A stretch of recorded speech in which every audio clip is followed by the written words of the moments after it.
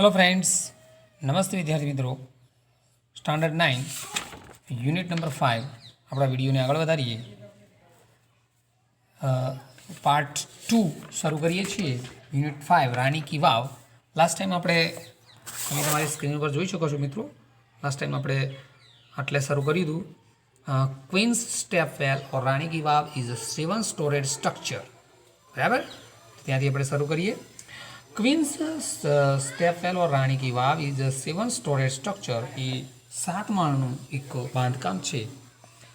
This East facing, જ્યાં પૂર્વ તરફ, ઈસ્ટ ફેસિંગ એટલે પૂર્વ તરફ, સ્ટેપવેલ એટલે કે આ જે વાવ જે છે એ પૂર્વ પશ્ચિમ તરફ વિસ્તરેલી છે, એટલે કે એનું મોઢું પૂર્વ તરફ છે અને પૂર્ણાવતી પશ્ચિમ તરફ થાય છે। ઉત્તર દક્ષિણ બંને તરફ મોટી દિવાલો આવેલી છે, બરાબર। એટલે આપણે ઉતરવું હોય તો પૂર્વ તરફથી આપણે એની અંદર ઉતરી શકીએ છીએ કે ઈસ્ટ ફેસિંગ એટલે પૂર્વ તરફ stepwell is, east facing stepwell is 64 metre long, 64 metre જેટલી લાંબી છે। 20 મીટર વાઇડ અને પહોળી કેટલી છે તો 20 મીટર। 64 મીટર લાંબી છે, લાંબી ખૂબ જ, 20 metres wide and 27 metre deep અને 27 મીટર ઊંડી છે, બરાબર। ખૂબ જ ઊંડી કહેવાય। ઇચ સ્કલ્પચર, તો એનું આ એક માપ કહી દીધું છે કે ઈસ્ટ ફેસિંગ સ્ટેપવેલ એટલે કે પૂર્વ તરફ એનું જોવા જઈએ તો પશ્ચિમથી પૂર્વ તરફ એનું બાંધકામનું જે છે લંબાઈ જે છે એ 64 મીટર છે અને ઉત્તરથી દક્ષિણ તરફ એની પહોળાઈ જે છે એ 20 મીટર છે અને આકાશથી નીચે જમીન તરફ એની ઊંડાઈ જોવા જઈએ તો 27 મીટર એની ઊંડાઈ છે, બરાબર। ઈચ સ્કલ્પચર એટલે કે દરેકે દરેક શિલ્પકૃતિ જે છે, પેસેજ એટલે કે દરેક શિલ્પકૃતિ, પેસેજ એટલે જગ્યા, પિલર, પિલર એટલે થાંભલાઓ અને પેવેલિયન એટલે દરેકે દરેક જે કહેવાય એનું અલગ અલગ મંડળ જે છે એ ઇન ધીસ મેગ્નિફિસન્ટ સ્ટ્રક્ચર, એનું જે સ્ટ્રક્ચર જે છે મેગ્નિફિસન્ટ ખૂબ જ ઉત્કૃષ્ટ છે। હેઝ ઇન્ચેન્ટિંગ કાર્વિંગ, એનું જે કાર્વિંગ જે કોતરણી જે છે એ એકદમ મંત્રમુગ્ધ, ઇન્ચેન્ટિંગ એટલે મંત્રમુગ્ધ, આપણને આનંદિત કરી નાખે એવા છે। On it's side wall, on it's side wall અને એની બાજુની દિવાલો પર દેર આર અરાઉન્ડ 800 સ્કલ્પચર, અને એની દિવાલો જે છે ઉત્તર દક્ષિણ બંને બાજુ જે દિવાલો આવેલી છે, દિવાલો એ લગભગ 800 શિલ્પકૃતિઓ આવેલા છે, 800 સ્કલ્પચર્સ। આગળ જોઈએ નેક્સ્ટ પેરેગ્રાફની અંદર, તો આ એનું એક પૂરેપૂરું વર્ણન છે, એની અંદર શું આવેલું છે। There are nearly 400 big sculptures of a different gods and goddesses in the vav at present. Present એટલે હાલ, વાવની અંદર જોઈએ તો નિયરલી 400 એટલે કે 400 બીજ સ્કલ્પચર એટલે કે મોટા શિલ્પો આવેલા છે, ઓફ ડિફરન્ટ જુદા જુદા ગોડ્સ એન્ડ ગોડેસીસ એટલે કે ભગવાન અને દેવીઓના, in the vav at present હાલમાં હયાત છે। These number would have been many more in the past in its original structure. હાલ તો આટલા મોજૂદ છે જ, પરંતુ ભૂતકાળની અંદર કહે છે કે ધીસ નંબર અને આના નંબરો વુડ હેવ બીન મેની, કદાચ ભૂતકાળમાં વધારે રહી ચૂક્યા હશે, મતલબ વધારે હશે ભૂતકાળમાં, બરાબર। મોર મેર ઇન ધ પાસ્ટ, ભૂતકાળની અંદર, ઇન ઇટ્સ ઓરિજિનલ સ્ટ્રક્ચર, જ્યારે એનું ઓરિજિનલ સ્ટ્રક્ચર થયું છે, આ તો આજકાલ કરતાં એને 1000 વર્ષ થઈ ગયા, એટલે 1000 વર્ષની અંદર એ ઘણા સ્કલ્પચરો, ઘણા મૂર્તિઓ તૂટી ગઈ છે, અમુક જગ્યાઓ પણ જેવી છે ત્યાં એકદમ એની કોતરણી તૂટી ગઈ છે, કોઈ તબલાઓ પડી ગયા છે એવું પણ થયું છે, પણ હાલ મોજૂદ આપણે જોવા જઈએ તો 800 છે, એમાંના 400 તો મોટા ભગવાન દેવી દેવતાઓના આવેલા છે શિલ્પો। Each storeyed has a narrow corridor, દરેક સ્ટોર ઉપર નાની એક પરસાળ છે, for a visitor to appreciate a beauty of sculpture and carving engraved on the wall, એટલે કે દરેક દિવાલ ઉપર, પરસાળ ઉપર જેને આપણે વિઝિટર, જે મુલાકાતીઓ જે છે એનું એની જે સુંદરતા જે છે એનું વખાણ કરી શકે, એના સ્કલ્પચરના, બરાબર, એના કોતરણીના વખાણ કરી શકે બરાબર, અને એને બરાબર જોઈ શકે એની દિવાલો પર આવેલી, એના માટે દરેક જગ્યાએ પરસાળ આપેલી છે, બરાબર, જગ્યા આપેલી છે થોડીક. Even the pillar of the vav are not exception of it. એના જે પિલર જે છે એને પણ છોડેલા નથી. They display a splendid artistic marvel on the stone. જે આપણે જોઈ શકીએ છીએ, સ્પ્લેન્ડિડ એટલે ભવ્ય રીતે, આર્ટિસ્ટિક એટલે કલાકૃત રીતે, ભવ્ય રીતે, માર્વેલ ઓન ધીસ સ્ટોન. પથ્થરો ઉપર પણ કલા કોતરણી એટલી જબરજસ્ત કરેલી છે જે ભવ્ય જે છે કલાકૃતિને આપણે જોઈ શકીએ છીએ, જે આપણે દેખાય છે. ઇનફેક્ટ હકીકતની અંદર the vav is solely dedicated to Vishnu. આમ ખરી રીતે જોવા જોઈએ તો આ વાવ જે છે એ એક વિષ્ણુ ભગવાનને સમર્પિત કરેલી છે, અર્પણ કરેલી છે. ડેડિકેટેડ એટલે અર્પણ કરી છે. સોલનલી એટલે ખાસ કરીને. One can find Vishnu in a different shapes and posters. આપણે આ વિષ્ણુના જુદા જુદા આકાર એટલે કે જુદી જુદી અદાઓથી ઉભારેલા જુદા જુદા પ્રકારથી, સ્ટાઇલથી, એન્ડ પોસ્ટર્સ એટલે કે એ જુદી જુદી મુખાકૃતિ દ્વારા ઉભેલા છે આપણે જોઈ શકીએ છીએ. આફ્ટર વિષ્ણુ, અને વિષ્ણુ પછી આપણે જોઈએ તો નેક્સ્ટ પેજ ઉપર આપણે જોઈ લઈએ. After Vishnu the next important statue of Parvati. Vishnu પછી આપણે જોઈએ તો સૌથી અગત્યનું સ્ટેચ્યુ એટલે મૂર્તિ હોય તો એ પાર્વતી છે. Nearly 15 galleries have the sculpture of the Parvati. 15 galleries એટલે કે જુદી જુદી 15 ગેલેરીઓ જે છે, પરસાળ જે આવેલી છે, બરાબર, have the sculpture of the પાર્વતીની અંદર શિલ્પકૃતિ અંદર આવેલી છે 15 જેટલી. 12 statue of goddess of Gauri, અને 12 મૂર્તિઓ જે છે એ જોવા જઈએ તો કોની આપેલી છે? ગૌરીની. Together at the same place, અને એની સાથે એ જ જગ્યાએ આર રેરલી ફાઉન્ડ એનીવેર, અને એની સાથે ગૌરીની, પાર્વતી સાથે ગૌરીની પણ આપેલી છે મૂર્તિઓ, જે આપણને કોઈ જગ્યાએ ભાગ્યે જ જોવા મળે છે, બીજી કોઈ જગ્યાએ જોવા મળતી નથી, એવી એક મૂર્તિઓ આપેલી છે. The sun temple of Modhera has it. અને આવી મૂર્તિઓ માત્ર ને માત્ર એક જગ્યાએ છે, અને કઈ જગ્યાએ છે? The sun temple of Modhera. મોઢેરાના સૂર્ય મંદિરની અંદર આવી મૂર્તિઓ આવેલી છે. બીજી સિવાય બીજી કોઈ જગ્યાએ આવી મૂર્તિઓ આવેલી છે. તો આ રાણી કી વાવની અંદર આવી ભવ્ય કલાકૃતિઓવાળી મૂર્તિઓ તમે જોઈ શકો છો. અને તમે આ ચિત્રની અંદર પણ તમે જોઈ શકો છો. અહીંયા અને તમારી ચોપડીની અંદર પણ આપેલા છે, ને વિડીયોના ચિત્રની અંદર પણ તમે સ્ક્રીન ઉપર પણ જોઈ શકો છો. એ સરસ મજાની મૂર્તિઓ આવેલી છે. This vav has also all the 12 statue of Gauri. અને આ વાવની અંદર બીજા 12 સ્ટેચ્યુ, ગૌરીના બીજા 12 સ્ટેચ્યુ મૂર્તિઓ આવેલી છે. અને મૂર્તિઓ કઈ કઈ છે? તો ઉમા, પાર્વતી, ગૌરી, લલિતા, શ્રેયા, કૃષ્ણા, મહેશ્વરી, રંભા, સાવિત્રી, ત્રિસંદા, તોતલ એન્ડ ત્રિપુરા. તો આ બધા જ જે 12 ગૌરીની મૂર્તિના જુદા જુદા નામ જે છે, દરેક નામની અલગ મૂર્તિ બનાવેલી છે. બિસાઇડ્સ, એ ઉપરાંત there are many statue of gods and goddesses. એ સિવાય ઘણા બધા દેવી અને દેવતાઓના પણ અહીંયા મૂર્તિઓ, સ્કલ્પચર આપેલા છે, શિલ્પકૃતિઓ. Such as Ganesha.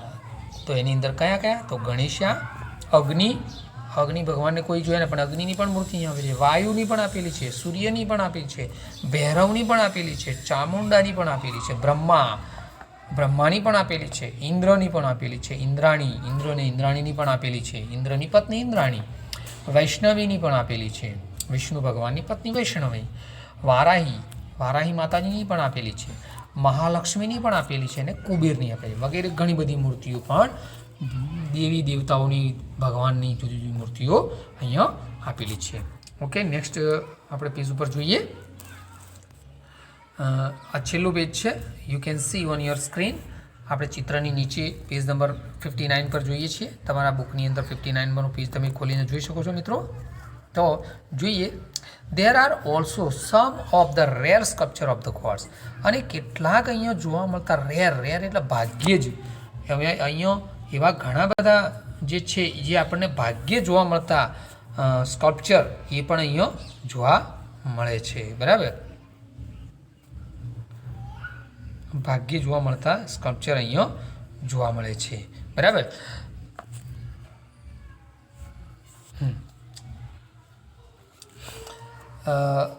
Here one can find the statue of lord Buddha. Lord Buddha, ભગવાન બુદ્ધનું કોઈ જગ્યાએ સ્ટેચ્યુ હોતું નથી. બીજા કોઈ મંદિરોમાં તમે જો ભગવાન બુદ્ધનું કોઈ જગ્યાએ મૂર્તિ નથી હોતી, પણ અહીંયા ભગવાન બુદ્ધની પણ મૂર્તિ આપેલી છે. Here one can find the statue of lord Buddha with 4 hands. ભગવાન બુદ્ધની કોઈ પણ મૂર્તિની અંદર એમના 2 જ હાથ છે, 4 હાથ કોઈ જગ્યાએ નહીં, પણ અહીંયા ભગવાન બુદ્ધની 4 હાથવાળી મૂર્તિ આપેલી છે.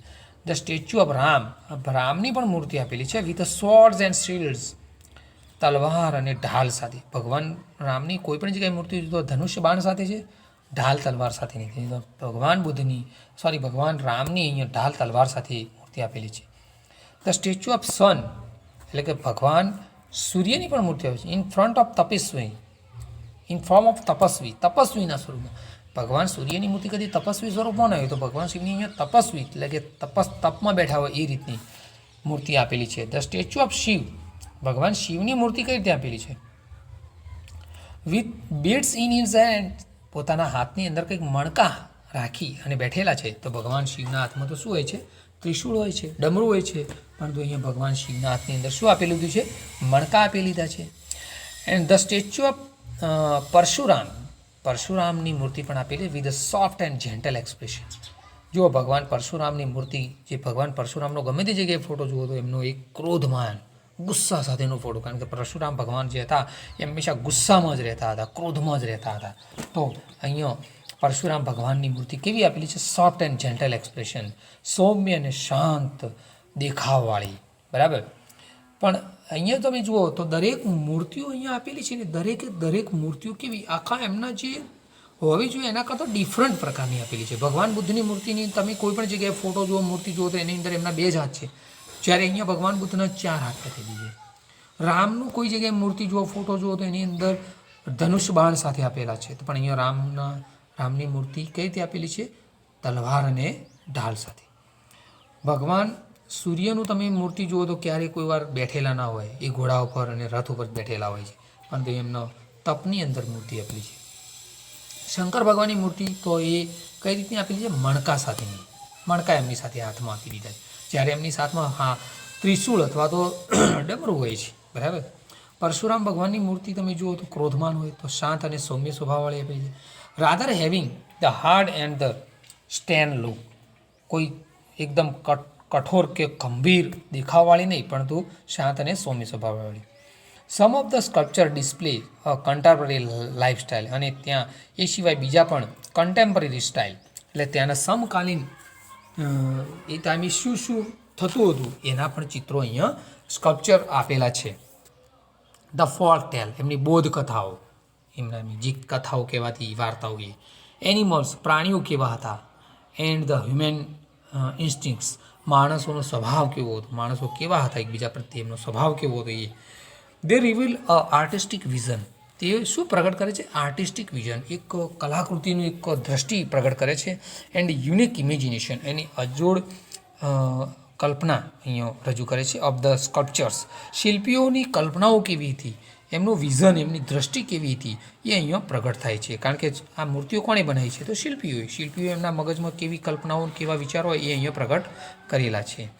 There are nearly 300 statue of apsara, અપ્સરાઓના તો લગભગ 300 જેટલી મૂર્તિઓ આપેલી છે, શિલ્પકલાઓ આપેલી છે, કૃતિઓ. The sculptures present the vast range of emotions, અને આ જે મૂર્તિઓ જે છે શું પ્રગટ કરે છે? વાસ્ટ રેન્જ ઓફ ઇમોશન, મનોભાવો જુદા જુદા પ્રગટ કરે છે. Feeling on the faces of the અપ્સરાઓ જે છે એમના મુખો ઉપર આપણે એમની જુદી જુદી ફિલિંગો જોઈ શકીએ છીએ. They display a variety of different moods and situations, તે શું રજૂ કરે છે? તો જુદા જુદા મિજાજ, અપ્સરાઓના કેવા મિજાજ હતા, તેમના મૂડ કેવા હતા, એમની પરિસ્થિતિ કેવી હતી, એમની સિચ્યુએશન કેવી હતી, અહીંયા પ્રગટ કરવામાં આવી છે.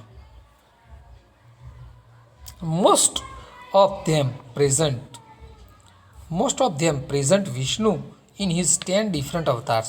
અહીંયા મૂર્તિઓ આપેલી છે, એમાંના અમુક મૂર્તિઓની એક હારની અંદર આવ્યું પણ આપેલું છે કે મોટા ભાગની મૂર્તિઓ જે છે એ ભગવાન વિષ્ણુએ એમના જુદા જુદા 10 અવતાર ધર્યા છે, એની અહીંયા વાત આવે છે. The most attractive sculpture are those of the Varaha, એમની મોટાભાગની જે એટ્રેક્ટિવ એટલે કે આકર્ષણ ધરાવતી મૂર્તિઓ હોય તો કઈ છે? વરા અવતારની, વામન અવતારની. ભગવાન વિષ્ણુએ જે 10 અવતાર જુદા જુદા ધર્યા આપણે બધા જાણીએ છીએ કે વરા અવતાર, વામન અવતાર, નરસિંહ અવતાર, રામ અવતાર, પછી મહિષાસુર મર્દિની અને કલ્કી જે અવતાર હજુ થયો નથી એની પણ અહીંયા મૂર્તિ આપી દીધેલી છે. The apsaras with 16 different makeup style and add to a grace in his unmatched structure. અહીંયા અપ્સરાઓ છે જુદી જુદી એમની 16 જુદી જુદી સ્ટાઇલો, જુદી જુદી એમની ઊભા રહેવાની સ્ટાઇલો અહીંયા આપેલી છે અને એ એવી સ્ટાઇલો આપેલી છે અને એમની મોહકતા એટલી જબરજસ્ત છે કે એ મોહકતા બીજી કોઈ જોડ સાથે મેચ થતી નથી, બીજા કોઈ સ્ટ્રક્ચર સાથે મેચ થતી નથી, એવી અજોડ છે. The stepwell also focuses on the holiness of water. અને આ જે છે એ સ્ટેપવેલ જે છે એ પણ બતાવે છે હોલીનેસ ઓફ વોટર, એટલે કે પાણીની શું શુદ્ધતા છે, શું પવિત્રતા છે એ પણ એ અહીંયા બતાવવામાં આપ્યું છે. Holiness of the water and its great significant in the Indian culture. અને ભારતીય સંસ્કૃતિની અંદર એનું શું મહત્ત્વ જે છે એનું પણ અહીંયા બતાવવામાં આવેલું છે. આગળ જોઈએ, લગભગ છેલ્લો પેરેગ્રાફ છે. The vav is the most developed elaborate એટલે આ વાવ જે છે એ મોસ્ટ ડેવલપ્ડ ખૂબ જ વિકસિત થયેલી છે, એનો વિકાસ જબરજસ્ત થયેલો છે અને એનો જીર્ણોદ્ધાર એનો જીર્ણોદ્ધાર પણ કરવામાં આવે છે. And ornamented example of the submerged architecture. અને એનો ઝીણવટપૂર્વક, એલેબોરેટ એટલે ઝીણવટપૂર્વકનો એનો અભ્યાસ આપણે કરીએ, બરાબર, તો એમના જે ઓર્નામેન્ટેડ example of the submerged architecture એટલે કે સમકાલીન જે છે એ આર્કિટેક્ચરમાં એનું જે એક્ઝામ્પલ જે છે એનું એક ઓર્નામેન્ટેડ એક્ઝામ્પલ કહેવાય, એટલે કે એક આભૂષણ સમાન એક બહુ જ મહત્ત્વનું એક્ઝામ્પલ ઉદાહરણ કહી શકાય. It sings the glory of development of stepwells in India. અને એ અહીંયા ભારતની અંદર જે એની ભવ્યતા, જે સ્ટેપવેલની જે ભવ્યતા જે છે એ એના ગુણગાન ગાય છે આ વાવ. This vav is large and complex style of stepwell. આ જે વાવ જે છે એ કેવી છે?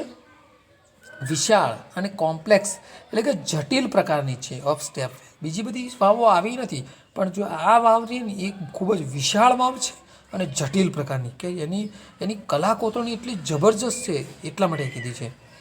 It has ornamented a panel of structure. એની અંદર એની જે તકતીઓ જે છે એની એક ઓર્નામેન્ટેડ તકતીઓ કહી શકાય, એટલે કે આભૂષણવાળી તકતીઓ કહી શકાય.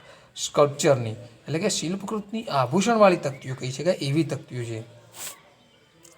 ઇટ લે બ્યુરેડ અંડર ધ મડ. અને આ જે વાવ જે છે ઇતિહાસની અંદર કહેવામાં આવે છે કે આ વાવ જે છે એ દટાઈ ગયેલી હતી. આ શું થઈ હતી? આ વાવ જે છે એ શું થઈ હતી? દટાઈ ગઈ હતી.